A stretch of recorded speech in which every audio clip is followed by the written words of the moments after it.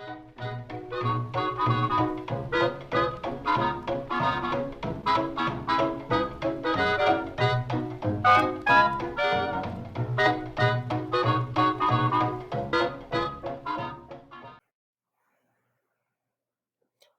y'all, it's Vintage Vinny. Welcome to another What Sold video. Everything we're going to be looking at today sold during September of 2022. So without further ado, let's go ahead and get started. It's not a whole lot. As you all know, with live sales, it takes up a lot of my time and eBay kind of falls to the wayside. I have pulled some things from there if they don't sell after a period of time. If it's vintage and I think somebody will want it, I will put it in one of my YouTube live sales. Or if it is something that I didn't invest too much money in or I bought it with other things that have already sold, I take my loss on it and I just redonate it because my volume of stuff, like I get a lot of stuff usually anytime I go out and shop. So there's no shortage of inventory, so I can take a loss here or there. Anywho, let's go ahead and jump right into the stuff that sold. So this is the first thing that I sold for this month. I was in a peddler mall slash indoor flea antique place, and I spotted a bunch of Lennox pieces and Lennox Peanuts stuff. Some of that can be very, very collectible. And I've had really good luck. This was probably my best buy of 2021. Maybe it was this year that I bought them. I don't remember. It was so long ago. Anyway, I bought 3 Peanuts pieces, and I think I bought a turkey or something like that. Each was $20, so I only spent 20 bucks on this awesome piece. One big statue. I'm telling you, Peanut stuff is really collectible. Kid you not. So I paid $20 for this. I had it up for $280, and then somebody offered me $238. But that's not the even crazier part. So as you all know, I work at Marshall's, and I had a customer who was doing a return with that receipt. And mind you, this lady literally had just bought this item from me just a couple days before. So if you don't know how a return works at Marshall's, again, long story short, you need your driver's license, and we put you in the system, and we give you a merchandise credit. So I looked at the address on there, and I was like, this looks really familiar. And then I thought to myself, holy cow, this is the girl who bought this item from me. So I said, did you just buy a Lennox piece for me off eBay? And she was like, she kind of stared at me for a second. She was like, oh my gosh, yes. It was the craziest thing. And so what I did for her is because she paid about $15 to have this shipped, and she literally lives 10-15 minutes from here. So I said to her, why don't you just come and pick it up from me instead, because I had off the next day, instead of paying 15 bucks for this to go 10 minutes away. So thankfully she works where I live. So it worked out, and I just gave her the item, and whim bam boom. It was such a crazy coincidence. I kid you not. I'm still in shock over it to this day. So this is something that I did buy for myself, and over time I just gradually stopped liking it. This is a Tommy Bahama scent. It's St. Barts. Like I said, I did buy it for myself, but I only used it maybe once or twice. To me, it just kind of smelled like I was spraying soap on me, if that makes sense. Like, you know how some colognes smell really alcohol-y, or they just smell like they just don't smell that great? That's how I felt with this, personally. So, I did get basically what I paid for it. I took a best offer of 18 bucks, and that's about what I paid. So, I got my money back. I'm happy about it. I don't own this stuff anymore, so can't complain. There are some Bleak products out there that can do pretty well. I got this when I was in Philadelphia with Tammy, Dave, D, and Scott. It is a water font, so I would assume that this was probably for domestic use. You hang it up in the house, dab some holy water in it, and then you do like the cross on the in the air. So that was, I think, $4.99, and I got, or I think I sold it for full asking price of $34.99, which is awesome. There's the Bleak Mark. This is, oh my gosh, that was really bad. There we go. There's the Mark. I believe that this is a more modern piece, but still a really great item. These were another really good pickup. I was in our Goodwill that's down the street from us, and I just spotted these crystal goblets, and something about them said, these are quality. So I paid 99 cents for them. And by the way, these are Noritake Rockford Crystal German water goblets.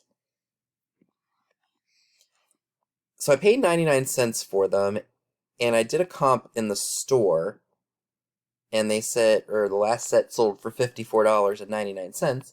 So I listed it for that, and they sold probably within a week of me listing them. Unfortunately, despite my really good packing skills, one did unfortunately arrive broken, but not a big deal whatsoever. I refunded the person $13.75, which is what they each cost individually. But honestly, that's not the big of a deal because again, I paid $1 a piece for them.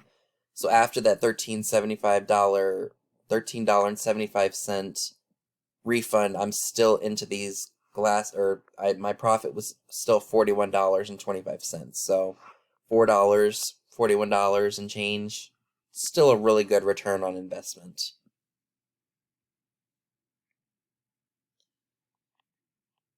I remember a while ago somebody saying that some of the old vintage lotion bottles are worth a little bit of money. Like this wasn't a huge fortune, but it was a pretty decent return on investment.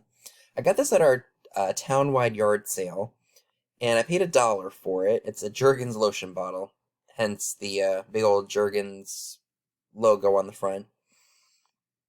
I got it for $1. I had it up for 20, and I think I sent a best offer of 17, or the buyer sent me an offer of 17. Gladly accepted because I only spent just one whole dollar on it. So keep your eyes peeled for those old Jergens lotions bottles. Some of them can do pretty well. This I actually picked up at an antique store, believe it or not, like a legit antique store. So the two antique malls that are local to me, like that are literally 10 minutes away, are not really strict about what people can sell. And some people don't like that. I personally don't mind because this is the perfect example of this. I paid $1 for this um, cartridge, and I sold it for $34.99. And this basically just paid for practically everything that I bought that day. But like I said, some people don't like it when they mix modern things in with, like, if it's an antique store, there should be like vintage and antique stuff, and I agree with that to a certain extent. But I've had luck going to antique malls, buying modern things for low prices, like cheaper than the thrift store, and flipping them for really good money.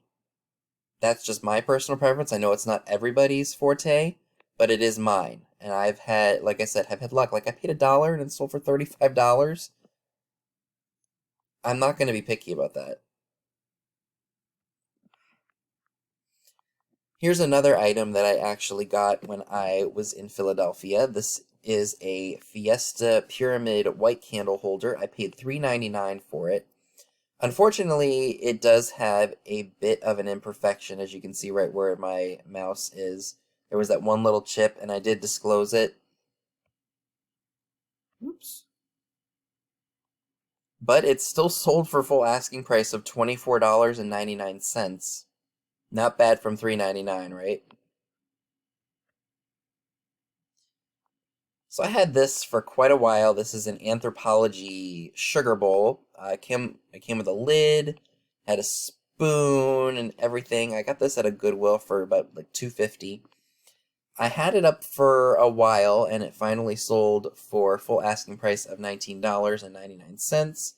The buyer told me that it was she was buying this to replace the spoon. She said that her mom had given her this as a gift and she broke it, and she was just happy to get a replacement. So I was really happy that I was able to provide that for her. These literally just sold today. Actually, I guess you could say yesterday, 30th of September. These are Karl Lagerfeld Sun, Moon, and Stars lotion bottles. They are not full at all, and I have disclosed that in the description box. I got these along with two of the perfumes, the miniature perfumes, for $4.99. I sold both of the perfumes for $16 each. These, I did send an offer of $12 out, and they took it because obviously these are not full. So let's see, 32 and 12 is $44 from $5. That's a $39 profit. Cannot say no, folks. Keep your eyes peeled for these cosmetics and beauty products. There is money to be made in them. And the last thing I'd like to share with you all that sold for the month of September is this awesome piece. I got this the last time I was in Adamstown, Pennsylvania. It's a New Haven cherub mantel clock. How stinking cool is this? And how cool would it be for Halloween? So it's probably from the 1890s or early 1900s. It was repaired at one point because you can see all this putty. This stuff is hard as a rock. So the repair that was done on this was made years and years and years ago. So I did spend, if you want to get technical, I did spend $45 on it from this one shop. And it just sold for $120. So not bad. Again, I did pay up a little bit if you really want to get technical.